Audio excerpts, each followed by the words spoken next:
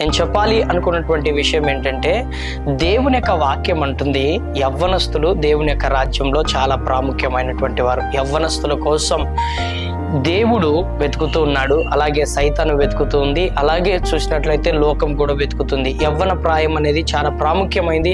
ఆ యవ్వన ప్రాయంలో యవ్వనస్తులు తమ జీవితాలు నాశనం చేసుకోవడము అది దేవునికి ఇష్టమైంది కాదు. అనేకులు ఈ రోజులో చూసినట్లయితే ఆత్మహత్యలు చేసుకొని చనిపోతున్నారు, వారి జీవితాన్ని అంతము చేసుకుంటున్నారు. ఇదే ఇంతటో లోకం ఉంది, ఇంతే మా జీవితం అని చెప్పి జీవితాన్ని అంతం చేసుకుంటున్నారు. ప్రియమైనటువంటి దేవుని బిడ్డలారా, ఇది జీవితం అంతం కాదు.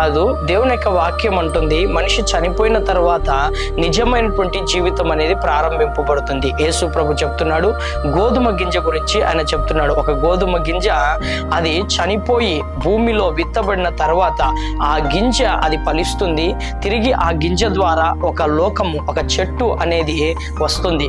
అలాగే మనం చూసినట్లయితే గొంగలి పురుగులో నుండి సీతాకోక చిలక వస్తుంది. అదే రీతిగా మనిషి చనిపోయిన తర్వాత నిజమైనటువంటి జీవితం అనేది ప్రారంభింపబడుతుంది. కాబట్టి మన జీవితము అంతము అనేది ఈ లోకంలో లేదు. మనిషి ఆత్మకు అంతము లేదు.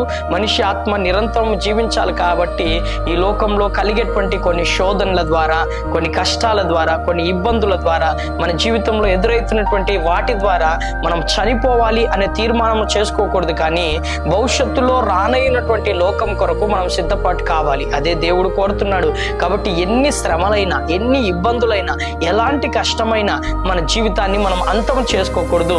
దేవుని రాజ్య వారసులుగా మనం జీవించాలి. కాబట్టి దేవుని రాజ్య వారసులుగా జీవిస్తాం. గుట్కాలు, సిగరెట్లు, గాంజా, మరి డ్రగ్స్, ఆల్కహాల్, దీని ద్వారా మన జీవితాన్ని, మన దేహాన్ని మనం నాశనము చేసుకోకూడదు. కానీ మన జీవితాన్ని దేవునికి ఇష్టకరంగా మనం మార్చుకొని దేవుని రాజ్య మహిమార్థమై జీవించాలని ప్రభు పేరట కోరుతున్నాను.